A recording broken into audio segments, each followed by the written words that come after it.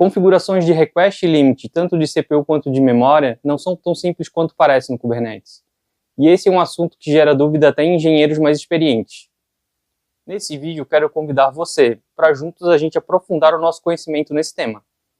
Mas antes de qualquer coisa, deixa eu te fazer uma pergunta. Alguma vez você já se deparou com essa mensagem ao tentar subir um pod?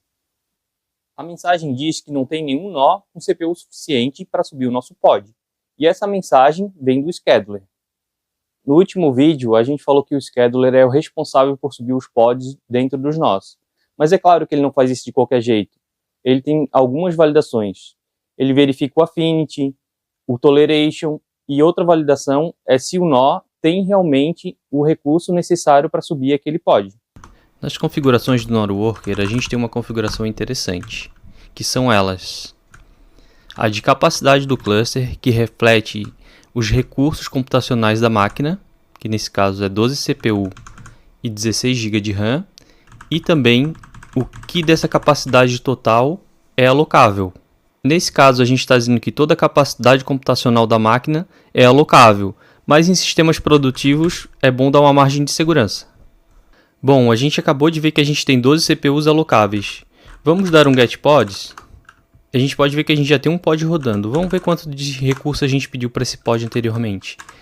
Foram 5 CPUs, isso quer dizer que a gente ainda tem recurso sobrando. Mas vamos fazer o seguinte, vou dar um edit aqui e subir com outro nome. E vamos pedir mais 15. Agora a gente pode ver que esse pod está em pending, porque a soma dos dois ultrapassa a capacidade alocável do cluster. Para ver isso, vamos dar um describe no nó. Aqui na parte de Allocated Resources, a gente consegue ver o quanto foi requisitado. Temos também a lista de pods rodando nesse nó. Então, o que o schedule faz é somar os recursos já existentes de CPU com o que foi solicitado e verificar se passa do máximo alocável. Nesse caso, como eu estou subindo um cluster Kubernetes local na minha máquina e estou solicitando 15 CPUs, esse pod vai ficar em pending, já que a minha máquina não tem esse 15 CPU. Bom, isso não acontece só com CPU. Se eu fizer uma request de memória tão alta que não tenha nenhum nó para atender, o meu pod vai ficar em pending. Mas olha que interessante, se a gente baixar os requests e manter os limites bem altos, a gente consegue ver que o pod vai subir. Com isso, a gente chega à conclusão que o scheduler leva apenas o request em consideração na hora de subir um pod. Agora a gente já sabe que um dos lugares onde é utilizado resources é no scheduler. Bom, mas não para por aí. Vamos para a tela do PC para continuar nossa investigação sobre resources. Antes de seguir, a gente precisa falar sobre cgroups, essa feature do kernel do Linux que teve um papel bem importante para o surgimento dos containers da forma que a gente conhece hoje. Na prática, o cgroups permite que a gente limite o uso de recursos como CPU e memória para um determinado processo. Se a gente acessar a pasta sys-fs cgroups, é que a gente consegue ver que as configurações de cgroups estão aqui dentro, assim como memória e CPU. Para ver isso funcionando na prática, vamos entrar dentro de memória e criar o nosso próprio cgroup.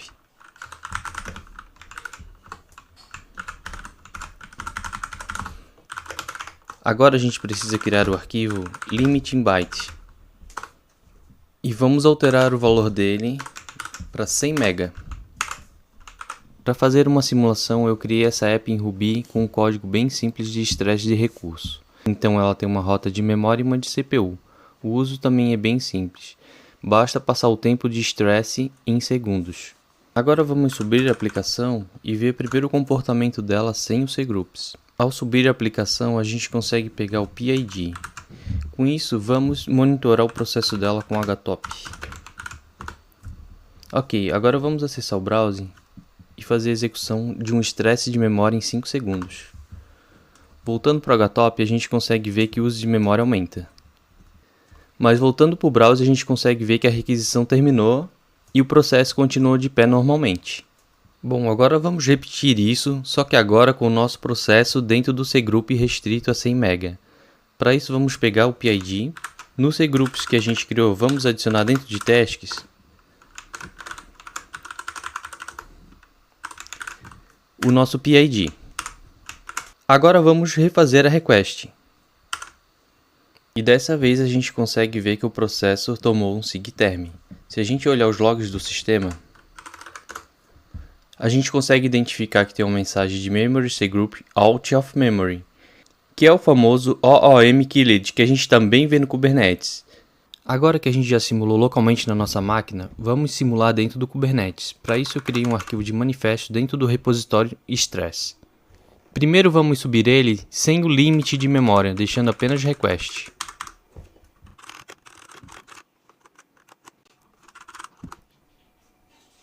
Agora dentro do Node Worker, vamos utilizar o command line do containerd para pegar o nome do nosso pod.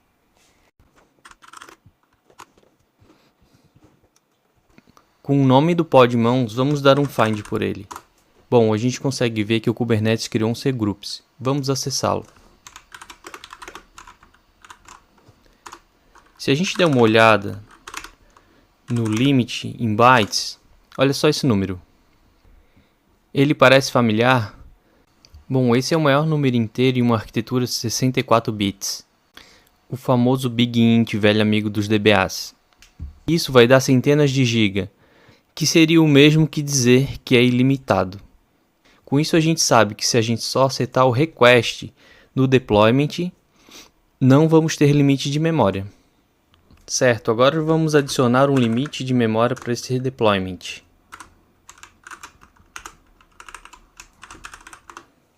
Agora que o nosso pod tem um limite, vamos fazer um proxy forward e vamos acessá-lo via browser.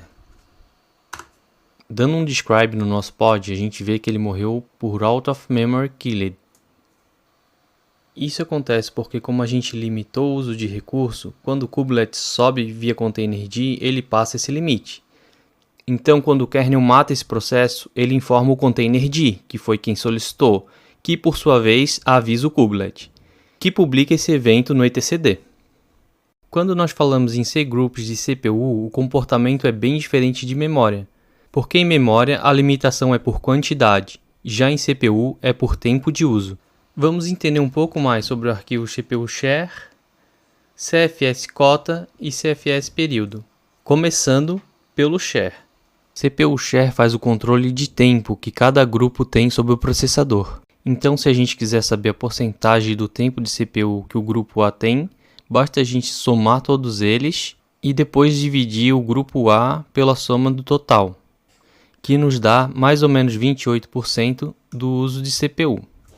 Bom, eu alterei a configuração do nosso pod e setei o request como 1 e o limit como 2. Agora entrando dentro do cgroups que o Kubernetes criou para o nosso pod, vamos dar um cat no CPU share.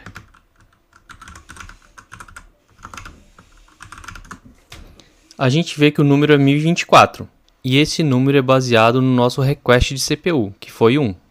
Então, para saber a porcentagem de uso de CPU desse nosso pod, basta a gente somar todos os cgroups e pods e dividir pelo nosso cgroup. Agora nós já sabemos que o request de CPU é utilizado pelo scheduler para identificar se existe um nó com essa quantidade de CPU disponível, e também é utilizado na hora que o kubelet vai criar os cgroups e setar o CPU share. Já no CPU CFS cota, as coisas funcionam diferente. Aqui a gente seta o tempo máximo em microsegundos que o processo pode utilizar a CPU. Apenas para facilitar o nosso entendimento, eu vou alterar o nosso CPU do pod de 2 para meia CPU. Voltando para o CFS cota, a gente consegue ver que o valor lá dentro agora é 50.000 microsegundos. Certo, mas e depois que o processo esgotou a cota dele? Quando ele vai poder utilizar a CPU novamente? E é aqui que entra o CFS período. O uso de CPU é dividido entre período de tempo ou ciclos. Agora vamos dar uma olhada de qual valor está dentro de período. A gente consegue ver que foi setado 100.000 microsegundos ou 100 milissegundos. E isso é o ciclo para cada núcleo de CPU. Espero que esse vídeo tenha ajudado a esclarecer esse assunto que às vezes é nebuloso. Deixe nos comentários se você já entendia desse assunto. E eu queria encerrar com uma pergunta. Agora que nós já sabemos tudo isso, o que você acha de setar os limites nos recursos?